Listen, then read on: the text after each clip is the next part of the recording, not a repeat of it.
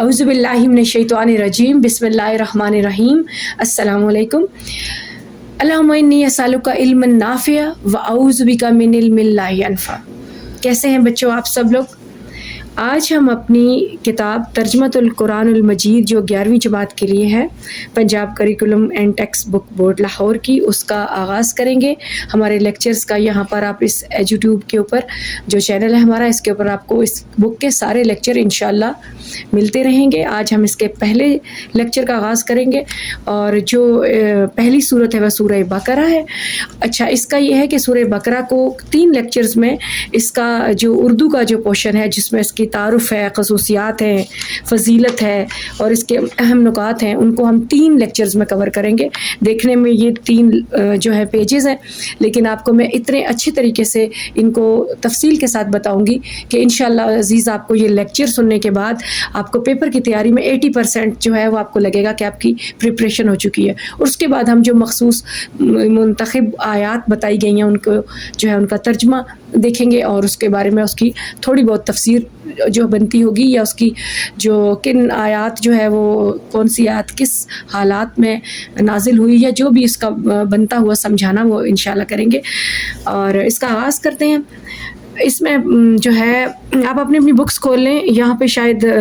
اچھا، میں اس کو یوں ٹیبل پہ رکھ لیتی ہوں اور میں یہاں سے پڑھتی ہوں. آپ لوگ بچوں اپنی بکس نکال لیں اور اس کے اوپر دیکھیں، اور ساتھ ساتھ میں لیکچر سنتے جائیں. اور پوری توجہ کے ساتھ اگر آپ ایک دفعہ سن لیں گے تو یقین مانیے 80% آپ کو پیپر کی تیاری اس صورت کے اس پورشن کی ہو جائے گی. ایسے لگے گا کہ ہو چکی ہے. ٹھیک ہے، اللہ تعالیٰ جو ہے وہ آپ سب کو سمجھنے کی اور مجھے سمجھانے کی توفیق عطا فرمائے. آغاز کرتے ہیں. سورہ بقرہ قرآن مجید کی ترتیب کے اعتبار سے دوسری اور سب سے طویل سورت ہے. پہلی الحمد ہے، سورہ فاتحہ ہے، آپ سب لوگ جانتے ہیں. دوسرے نمبر پر جو ہے سورہ بقرہ ہے، اور اس کی 286 یعنی 286 آیات ہیں. اور یہ قرآن مجید کی ترتیب کے لحاظ سے دوسری اور طویل ہونے کے لحاظ سے سب سے بڑی سورت ہے. اور سورہ بقرہ کا آغاز حروف مقطعات سے ہوتا ہے. اچھا، آپ کو حروف مقطعات کے بارے میں یہ میں بتا دوں کہ حروف مقطعات جو ہیں یہ وہ حروف ہیں کہ جن کا جو بیسیکلی الفابیٹس جیسے ہوتے ہیں، اس طرح حروف تہجی عربی کے یا اردو کے ہوتے ہیں، اس طرح عربی کے جو ہے حروف تہجی کو ملا کر جو ہے کچھ نہ کچھ الفاظ ہیں جن سے کچھ صورتوں کا قرآن مجید میں آپ کو آغاز ملے گا. اور جن کو لوح قرآنی جس طرح ہیں اس طرح کر کے بھی کاف ہا یا عین صاد الف لام میم ہا میم صاد یا سین، ٹھیک ہے، اس طرح کر کے بہت سارے جیسے ہیں. یہ حروف مقطعات ان کو کہتے ہیں کہ جن کا علم صرف اللہ اور اللہ کے نبی حضرت محمد صلی اللہ علیہ وآلہ وسلم کو پتہ ہے، اور انسان اس کے بارے میں نہیں جانتا. اور ویسے بھی دین کے بارے میں، کیونکہ ہمارا عقیدہ جو ہے ہمارا ایمان بالغیب ہے. ہم نے اللہ تعالیٰ کو، اپنے نبی کو جو بھی تعلیمات ہمیں ہماری اللہ تعالیٰ کے ایک ہونے پہ کہ اللہ کے سوا کوئی عبادت کے لائق نہیں، ابھی ہماری آخرت میں اللہ سے ملاقات ہونی ہے، ابھی ہم اپنے ایمان بالغیب کے اوپر، اپنے دین کے اوپر قائم ہیں. تو اسی طرح ہمیں ہمارا جو ایمان کا یہ بھی تقاضا ہے کہ وہ علم جو صرف اللہ اور اللہ کے رسول کو پتہ ہے، اس کے بارے میں منوان ہمیں اسی طرح اپنا ایمان ڈیولپ کرنا ہوتا ہے. اور ہمیں ہمارا ایمان ہونا چاہیے کہ ان کا مطلب اللہ اور اللہ کے رسول جانتے ہیں، اور اس کے اندر ہمیں کسی فتنے کے طور پر اس کے معنی تلاش کرنے کی کوشش نہیں کرنی چاہیے. ٹھیک ہے، تو حروف مقطعات جو ہیں وہ حروف ہیں جن کے معنی کے بارے میں اللہ اور اللہ کا رسول بہتر جانتے ہیں اور ہمارا ایمان ہے. سورہ بقرہ کی آیات جو ہیں ان میں جو آیت نمبر 67 اور 73 ہے، اس میں گائے کا مذکور واقعہ ہے جسے ذبح کرنے کا حکم بنی اسرائیل کو دیا گیا تھا. اس لیے اس سورت کا نام سورۃ البقرہ ہے، کیونکہ بقرہ عربی زبان میں گائے کو کہتے ہیں. اور اس واقعے میں اور بھی بہت سی حکمتیں ہیں، جن میں سے ایک اہم بات یہ ہے کہ اللہ تعالیٰ انسانوں کے مر جانے کے بعد انہیں دوبارہ زندہ کرنے پر مکمل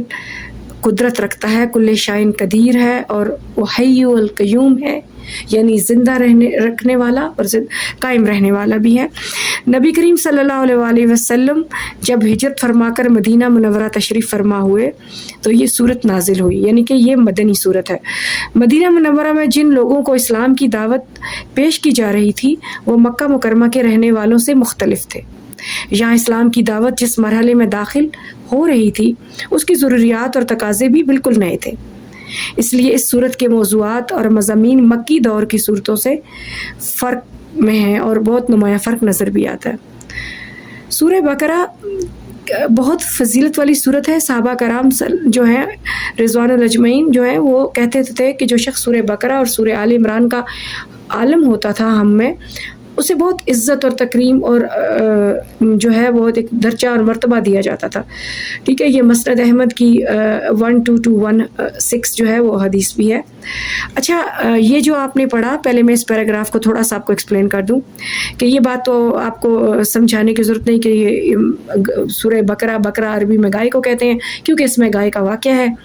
اور اس لیے اس کا نام اس بحاف پہ سورہ بقرہ ہے، لیکن یہاں پر بہت سی حکمتیں ہیں۔ اچھا، اوپر میں نے حروف مقطعات کی بات کو واضح کرتے ہوئے آپ کو یہ کہہ دیا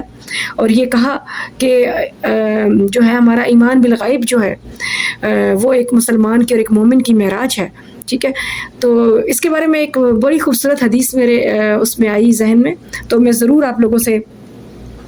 اس کو شیئر کرتی ہوں کہ رسول اللہ صلی اللہ علیہ وسلم نے ایک دفعہ اپنے صحابہ سے کہا تھا کہ میں آپ لوگوں سے، اپنے بھائیوں سے، آپ لوگوں سے بہت پیار کرتا ہوں، لیکن میرے کچھ بھائی ایسے ہیں جن سے میں بہت ہی زیادہ پیار کرتا ہوں۔ تو صحابہ کرام نے کہا کہ یا رسول اللہ ہم سے بھی زیادہ؟ تو آپ صلی اللہ علیہ وآلہ وسلم نے کہا کہ آپ لوگ تو میرے ساتھی ہو، میرے ساتھ میرے آمنے سامنے مجھے زندگی گزارتے ہوئے قرآن اور سنت کے مطابق دیکھ رہے ہو، میری سنت کو دیکھتے ہو اور عمل کرتے ہو، مجھے صادق اور امین دیکھتے ہو اور پھر مانتے ہو، لیکن ایک زمانہ آئے گا جب لوگ مجھے دیکھے بنا، مجھ سے ملے بنا میرا کلمہ پڑھیں گے، مجھ پر سلام بھیجیں گے، مجھ پر درود بھیجیں گے، مجھ پر ایمان لائیں گے، میری امت کہلائیں گے۔ تو ایک لحاظ سے ہم دیکھتے ہیں کہ صحابہ کرام کی کتنی خوبصورت زندگی تھی کہ وہ پورے جو ہے رسول اللہ صلی اللہ علیہ وسلم کے ساتھ پورے اپنے اس ایمانی روپ کے ساتھ جو ہے وہ انہوں نے زندگی گزاری، لیکن دیکھیں اللہ تعالیٰ ہر کسی کو مکمل جہان نہیں دیکھتا، ان کو رسول اللہ کی زندگی اور ان کو ان کے ساتھ جینے کی زندگی ملی، اور یہ ایک درجہ ہے، بے شک اس سے بڑا کوئی درجہ نہیں۔ لیکن دیکھیں ہمارے دور کے یا اس کے بعد آنے والے جو لوگ ہیں، مسلمان ہیں، جو مومن ہیں، جو امت ہے رسول اللہ کی، ان کے لیے اور بھی زیادہ محبت رسول اللہ نے اپنی اظہار فرما دیا کہ وہ تو ایمان بالغیب کے تحت مجھ پر درود بھیجیں گے۔ تو بالکل اسی طرح یہ سورہ بقرہ جو ہے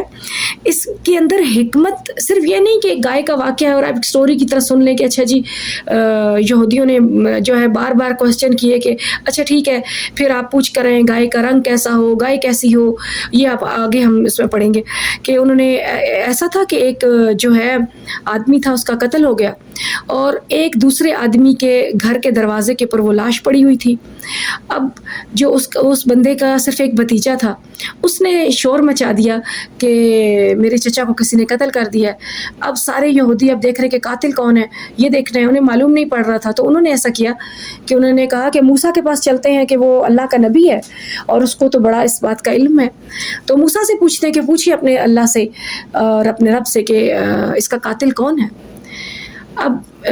جب حضرت موسیٰ علیہ السلام کو کہا اور وہ رسول اللہ وہ جو ہے حضرت موسیٰ جو ہیں وہ کوہ طور پر گئے اور اللہ تعالیٰ سے سوال کیا، تو اللہ تعالیٰ نے کہا کہ ان کو کہیں کہ وہ گائے ایک جو ہے اس کو ذبح کریں اور اس کا ایک گوشت کا ایک لتھڑا جو ہے اس میت کے جسم سے لگائیں تو وہ اٹھ زندہ ہوگا اور قاتل کا نام بتائے گا اور مر جائے گا۔ انہوں نے کہا کہ ٹھیک ہے۔ اب وہ کیونکہ یہ اللہ تعالیٰ کی حکمت تھی، ابھی ہم نے پڑھا نا کہ اس میں اس واقعے میں بہت سی حکمتیں ہیں۔ پہلی حکمت، غور سے توجہ سے سنیے گا، پہلی حکمت، فرعون کے پاس زمانے سے قید رہنے کی وجہ سے، کیونکہ فرعون جو ہے وہ پجاری تھا، جو ہے وہ گائے کا پجاری تھا، تو جس کی وجہ سے اس کی یہ لوگ غلام تھے یہودی وہاں پر، تو یہ بھی اسی کی عبادت میں جو ہے وہ نسلوں سے عادی ہوئے ہوئے تھے اور ایک غلام قوم تھی،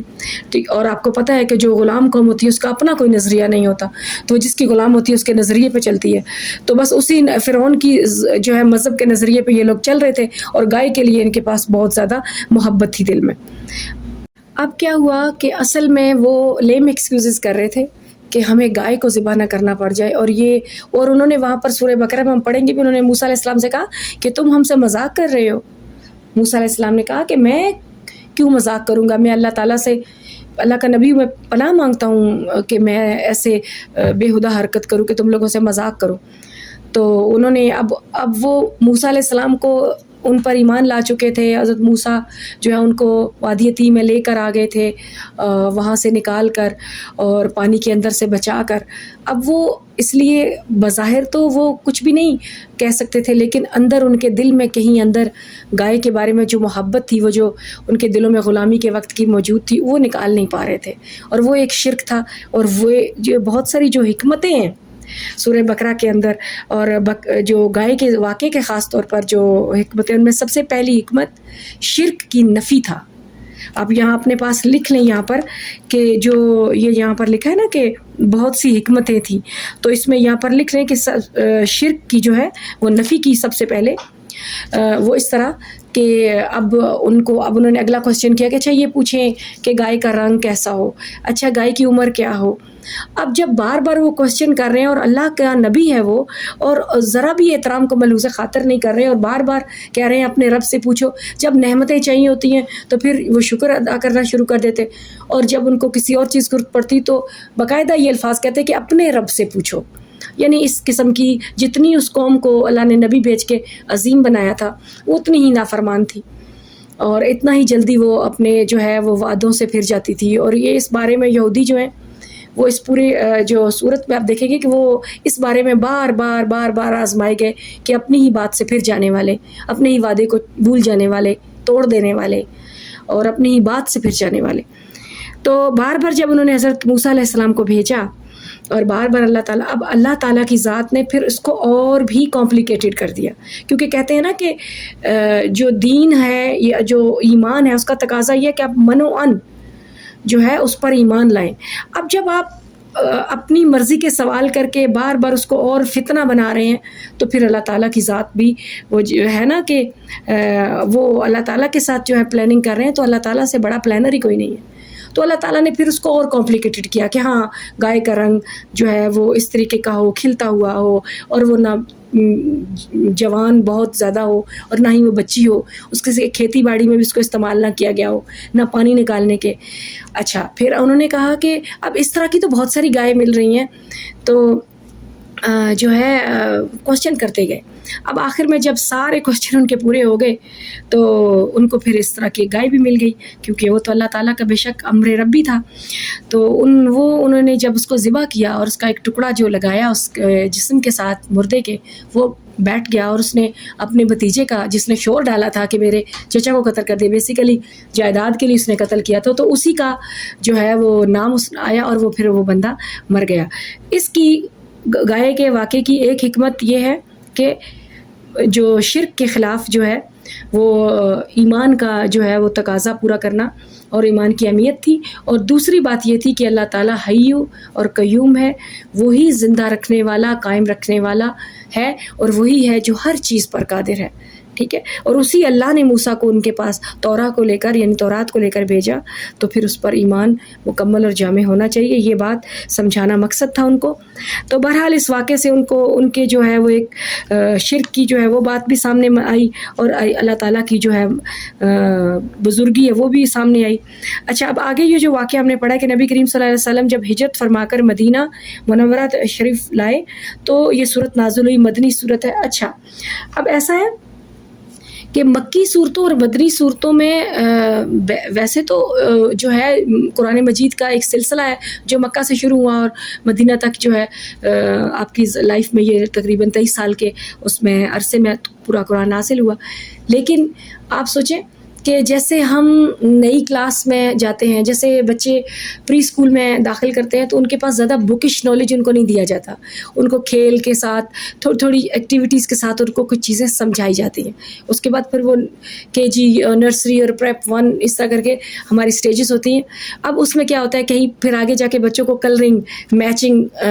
کالمز کو، پھر اس کے بعد گریٹر، اسمالر، بگ، تھک، تھن اس طرح کر کے بتاتے ہیں. پھر اس کے بعد چھوٹے چھوٹے ورڈز، آ بک، آ ڈیسک، آ ٹیبل اس طرح کر کے وہ بتایا جاتا ہے. پھر آگے جا کے بچوں کو سینٹینس فارمیشن سکھائی جاتی ہے. اور پھر ایک وقت وہ آتا ہے کہ جب بچوں کو کہا جاتا ہے کہ یہ ٹاپک ہے، ان میں سے ان کے بارے میں اپنا اظہار رائے کریں، مضمون لکھیں یا ایسے لکھیں. ٹھیک ہے، تو یہ گریجول ایک نالج کی ترتیب ہوتی ہے جو ہیومن مائنڈ کے اندر ڈالی جاتی ہے. اب زندگی کا ہر شعبہ، کوئی بھی شعبہ لیں، اس کے اندر ہر چیز جو ہے وہ انیشیل سٹیج سے شروع ہوتی ہے اور گریجولی ایک مقام تک پہنچتی ہے. تو جب اللہ تعالیٰ نے غار حرا میں عبد المطلب کے اس امی در یتیم کو ایک خاص عمر میں جا کر اپنی نبوت دی اور آخری نبی ہونے کا جو ہے ان کو مقام دیا، اور جب ان کو قرآن مجید کے بارے میں ان کو کہا گیا کہ اقرا، اور جب وہ اپنی نبوت کا جو ہے وہ لے کر پیغام اپنے گھر آئے، اور پھر جو سارا واقعہ ہم سب کو پتہ ہے کہ حضرت خدیجہ نے ان کا بڑا ساتھ دیا، دوستوں میں حضرت ابوبکر، بچوں میں حضرت علی، اور اس طرح دوستوں اور وائف جو ہیں وہ، اور جو غلام زید بن حارث، یہ سب جو ہیں آپ کے اوپر پہلے ایمان لائے، پھر آہستہ آہستہ ایک مسلمان ہوتے گئے لوگ. اور عام طور پر آپ پر ایمان لانے والے مکے کے غریب لوگ تھے، کیونکہ بڑے سرداروں کی جو ہے ان کے اوپر زندگی کی جو سہولتیں تھیں وہ تنگ تھیں، تو بہت ساری انہیں مصائب کا شکار ہونا پڑتا تھا. اور رسول اللہ نے جب ایک برابری کا مذہب اور ایک نماز پڑھ رہے ہیں اور ایک صف میں پڑھ رہے ہیں اور حقوق کی بات ہو رہی ہے، اور خواتین جن کو دفن کیا جاتا تھا بچپن میں ان کے جائیداد میں وراثت کی بات ہو رہی ہے، اور اللہ کو ایک نبی اور اللہ کے ایک ہونے کی بات ہو رہی ہے، اور ایک انصاف کی بات ہو رہی ہے، تو جو بھی انسان ایک دل اور دماغ رکھتا ہے اس کو دین اسلام سمجھ آیا. تو وہ لوگ جو زندگی کے مشکل دور میں سے تھے وہ سب سے پہلے آپ پر ایمان لائے. اب اس وقت جو ہے وہ گریجولی سمجھانا تھا. اس وقت تو وضو کیسے کیا جاتا ہے، نماز کیسے پڑھی جاتی ہے، نماز کی کتنی رکعتیں ہیں، اذان کے الفاظ کیا ہیں، اذان کب دینی ہے، حقوق کیا ہیں اللہ تعالیٰ توحید کے اوپر. بلکہ حقوق کی بات تو بہت بعد میں، مدینہ کی اس میں زیادہ آتی ہے. مکے میں ایمان کی بات، آخرت پر ایمان، نبی پر ایمان، کتاب پر ایمان، اللہ کے ایک ہونے کے بارے میں، اللہ کی بزرگی کے بارے میں، شرک اور جو ہے ایمان کے بارے میں ڈیفرنس، یہ چیزیں جو مین بنیادی عقائد تھے ان کے بارے میں مکے کی جو نازل ہونے والی مکی صورتیں ان میں ذکر ہے. لیکن یہ مدنی صورت ہے. مدنی صورت کا تھوڑا سا ماحول چینج اس لیے ہو گیا کہ جب رسول اللہ صلی اللہ علیہ وآلہ وسلم نے ہجرت کی اور مدینہ میں آ کر ایک مدینہ کی ریاست کی بنیاد رکھی، تو مدینہ کی ریاست کی جو بنیاد رکھی اس میں آپ نے بہت چھوٹی کلاسز میں پڑھا ہوگا کہ وہاں کے جو نصارہ تھے انہوں نے بہت ہی گرم جوشی سے رسول اللہ اور ان کے ساتھیوں کا استقبال کیا، اور آپس میں رسول اللہ نے ان کو بھائی بھائی بنایا. ایک انصاری جو ہے ایک مہاجر کو اپنے گھر لے گیا اور اپنی جائیداد میں، اپنی چیزوں میں، اپنے مال مویشی میں جو ہے برابر کا حصہ دے دیا اور ان کو اپنا جو ہے حقیقی بھائی کی طرح لیا. اب بالکل اسی طرح جو ہے وہ ایک معاشرہ تشکیل کیا. اب وہاں پر رسول اللہ صلی اللہ علیہ وسلم ایک سربراہ کی طرح ایک نبی کے پورے پروٹوکول کے ساتھ مدینے کی ریاست کو تشکیل دے رہے تھے. لوگ آپ کے اذان نہ ہو رہی تھی، جو اسلام کھلے طریقے سے اور بہت آزادانہ سی فضا میں پروان چڑھ رہا تھا. اب اس میں اوبویسلی معاشرہ بن گیا. تو جب معاشرہ بن جاتا ہے تو معاشرے کے اصول ہوتے ہیں، معاشرے کے ادارے ہوتے ہیں، معاشرے کی تنظیمیں ہوتی ہیں، معاشرے کے قانون ہوتے ہیں، معاشرے کا میل جول ہوتا ہے، حقوق و فرائض ہوتے ہیں. اب صورتیں جو ہیں ان کا مرکزی مضمون یہ سارے معاملات آ گئے. یعنی مدنی صورتوں میں زندگی کا ایک نیا نہج کے اوپر جو مسلمانوں کو ایک نئے معاشرے میں جو ضرورت پڑی، جن مسائل کو ہو سکتی تھی ان کے بارے میں بات کی گئی. تو تو اب آپ کو جو ہے وہ سمجھ آ گیا ہوگا، کیونکہ مکی صورتوں میں اسلام کا آغاز ہو رہا تھا، تو وہاں پر ان واقعات کو یا ان باتوں کو صورتوں میں مضمون کی حیثیت حاصل ہے جن کی اس وقت ضرورت تھی. اور مدینے میں کیونکہ اسلامی معاشرہ تشکیل پا گیا، تو اب اس کے نظام اور اس کے جو ہے اس کو چلانے کے لیے، اس کی تنظیم کے لیے اس کے میں مختلف ادارے بنائے گئے چھوٹے پیمانے پر، لیکن ایک پورا معاشرہ تشکیل دیا گیا. تو اب اس کے جو انتظام کو کرنے کے لیے جو چیزیں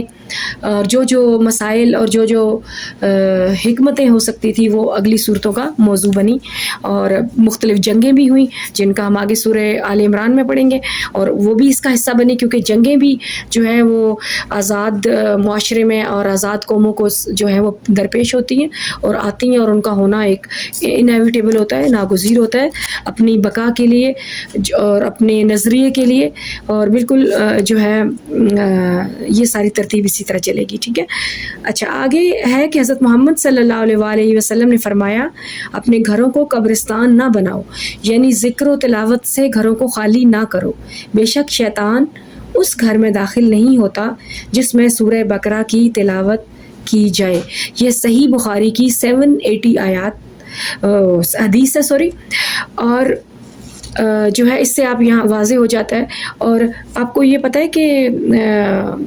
جب اللہ تعالیٰ قیامت والے دن ہم سب جو ہے میدان جزا اور سزا میں، جو میدان حشر ہے وہاں پہ جمع ہوں گے، تو قیامت کی گرمی ہوگی جس کو انسان لفظوں میں بیان بھی نہیں کر سکتا. اس گرمی میں اچانک سے ان لوگوں کے اوپر جو ہے وہ سایہ آ جائے گا جن لوگوں نے دنیا میں سورہ آل عمران اور سورہ بقرہ کو یاد کیا ہوگا، تفسیر پڑھی ہوگی، زندگی میں تلاوت کو اپنے شب و روز میں معمول بنایا ہوگا، یعنی روز اس کو پڑھا ہوگا. ایٹ لیسٹ کچھ نہ کچھ آیتیں ہر روز آپ کو اپنی جو ہے تلاوت کا حصہ بنانا چاہیے. تو رسول اللہ نے یعنی کہا کہ یہ دو صورتیں ایک دوسرے کے ساتھ بہت زیادہ مشابہت بھی رکھتی ہیں، اور یہ نور کی طرح ہیں، روشن صورتیں ہیں، اور یہ شفاعت کے لیے اللہ تعالیٰ سے جھگڑا کریں گی اس بندے کی جس بندے نے ان کو پڑھا ہوگا دنیا میں. آگے ہے کہ نبی کریم صلی اللہ علیہ وسلم نے فرمایا ہر چیز کی ایک چوٹی ہوتی ہے. چوٹی مطلب پیک، یعنی اس کا ایج جو ہے، اس کا ہائٹ جو ہے. اور قرآن مجید کی چوٹی سورہ بقرہ ہے. یہ جامع ترمذی میں ہے، 2878 جو ہے حدیث کا نمبر ہے.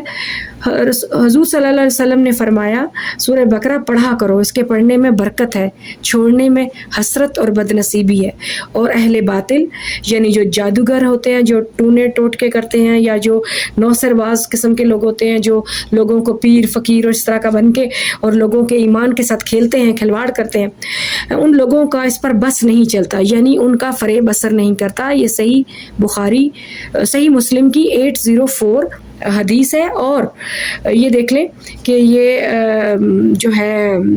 جو آج کل یہ ایمان کی کمزوری ہوتی ہے کہ جب اللہ تعالیٰ نے، رسول اللہ کا ارشاد ہے کہ اگر آپ کا تسمہ بھی جو جوتے کا وہ بھی ٹوٹ جائے یا گم جائے تو اس کو بھی اپنے رب سے مانگو. اس کے بارے میں صحابہ جو سلف تھے وہ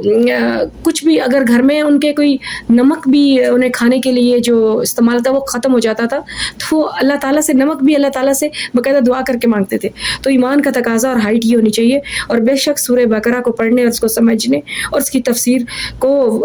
کی وضاحت کو انڈرسٹینڈ کرنے کے بعد انسان اس قابل ہو جاتا ہے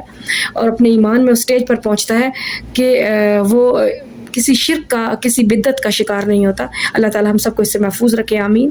سورہ بقرہ جو ہے قرآن مجید کی 7 طویل صورتوں میں سے سب سے بڑی ہے. ان کے متعلق رسول اللہ صلی اللہ علیہ وسلم نے فرمایا جس نے قرآن مجید کی 7 طویل صورتوں کے علم کو حاصل کر لیا وہ بہت بڑا عالم بن گیا. اور یہ مسند احمد کی 24531 جو ہے حدیث ہے. سورہ بقرہ کی آخری 2 آیات کے بارے میں رسول اللہ صلی اللہ علیہ وسلم نے فرمایا جو شخص سورہ بقرہ کی آخری 2 آیات رات میں سونے سے پہلے پڑھ لے گا اس کے لیے یہ کافی ہے کہ اگر اس کی موت ہو جاتی ہے تو اس کی بخشش کے لیے یہ اس کا آخری عمل ہے جو بہت ہی زیادہ طاقتور ہے اور اس کو اگلی منزلیں آسان کرنے کے لیے بے شک کافی ہے. سورہ بقرہ کے مضامین کی گہرائی اور وسعت کا اندازہ یہاں سے لگائیں کہ حضرت عمر بن خطاب جیسے جلیل القدر صحابی سورت کو مکمل طور پر سیکھنے میں 12 سال لگائے. جبکہ ان کے صاحبزادے عبداللہ بن عمر رضی اللہ تعالیٰ نے اس صورت کو 8 سال میں اور اس کے تمام مضامین کو سیکھا. ابھی میں نے آپ سے شاید یہ ایک 1.5 پیج ہے جس کا اچھا خاصا لمبا لیکچر ہو گیا، لیکن یہ بھی کچھ نہیں ہے. اب یہ سوچیں کہ حضرت عمر نے اسی صورت کے لیے 12 سال زندگی کے جو ہیں وہ گزارے اور ان کے بیٹے نے 8 سال گزارے، مطلب اس کی حکمتوں کو پانے کے لیے. لیکن آپ کی عمر اور آپ کے جو کلاس ہے اور جو آپ کا سلیبس ہے اس کے مطابق جتنا ہو سکتا تھا میں نے اس کو آپ کو بہت آسان کر کے اور تھوڑا سا وضاحت کے ساتھ اس لیے کیا. تھوڑا لیکچر لمبا بھی آپ کو لگے شاید، لیکن اس کو پوری توجہ سے ایک دفعہ سن لیجئے گا، کیونکہ اس سے یہ میں آپ کو میک شور کرتی ہوں کہ اگر آپ نے اس کو تسلی کے ساتھ صبر کے ساتھ پورے لیکچر کو سن لیا تو یہ مشکل بالکل نہیں ہے. بہت ہی دلچسپ بنا کر اور بہت اچھے سے دلچسپ اس سینس میں کہ میں نے اس کو بہت آسان لینگویج میں اور کچھ واقعات کو آپ کو جو یہاں پر لکھے نہیں تھے لیکن اس کا حصہ تھے وہ سنا کر اس کو خوبصورت کر کے آپ کے لیے ایزی ٹو جو ہے انڈرسٹینڈ کر دیا، تاکہ آپ کے ذہن میں پوری اس پیج 1.5 پیج کی ایک پکچر بن جائے. اور جب آپ اس کو اٹیمپٹ کریں کوسچن کو کہیں پر بھی تو آپ کو یہ سارا لیکچر آپ کے مائنڈ میں جو ہے وہ ریوائز ہو جائے. انشاءاللہ ہم اگلے لیکچر میں آیت الکرسی کی فضیلت اور یہ جو سورہ بقرہ کے مضامین اور اہم نکات ہیں ان کو کریں گے. اور 3rd جو لیکچر ہوگا، لاسٹ جو ہوگا، وہ علمی اور عملی نکات جو ہیں ان کے بارے میں کریں گے. اچھا، علمی اور عملی جو نکات ہیں نا، ان کو میں نے الگ لیکچر اس لیے کر دیا ہے، یعنی 3rd لیکچر، کیونکہ اسٹوڈنٹس یہ بہت ہی اہم وہ آیات ہیں جن کو آپ نے پیپر میں جن کا ترجمہ یاد کرنا ہے، انڈرسٹینڈنگ لینی ہے. اور اس کے لیے اس کو میں ایک الگ لیکچر اس لیے بناؤں گی کیونکہ آپ کو یہ ایک کوسچن پیپر میں ایک علیحدہ سے کوسچن ہوگا کہ آپ نے آیات کا ترجمہ کرنا ہوگا اور ان کی پہچان آسانی سے آپ کو عربک کی، کیونکہ عربک ہماری L2 ہے، لینگویج 2 ہے، لینگویج 1 نہیں ہے، تو اس کو انڈرسٹینڈ کرنے کے لیے میں آپ کو کچھ طریقہ بھی ٹرک بھی اس میں بتاؤں گی کہ آپ ایک ورڈ یاد رکھ لیں گے، اس سے آپ کو ترجمہ جو ہے اس کو ریلیٹ کر لیں گے اور آپ کو آیت کی پہچان ہو جائے گی یہ اس آیت کا ترجمہ کیا ہے. اس لیے اس لیکچر کو میں کمپریہنسو رکھنا چاہتی ہوں. اس لیے 2nd لیکچر کے لیے آپ اسی ہمارے جو چینل ہے یوٹیوب کا، اس کے اوپر آپ سرچ کیجئے گا آیت الکرسی کی فضیلت اور سورہ بقرہ کے مضامین اور اہم نکات. یہ ہمارا اگلا لیکچر ہوگا. اور 3rd انشاءاللہ پھر جو عملی اور علمی نکات ہوں گے، اور اس کے بعد آپ اس قابل ہوں گے کہ آپ سورہ بقرہ کے بارے میں بڑے جامع اور کمپریہنسو انداز میں کوسچن کو اٹیمپٹ کر سکیں. السلام علیکم ورحمۃ اللہ وبرکاتہ.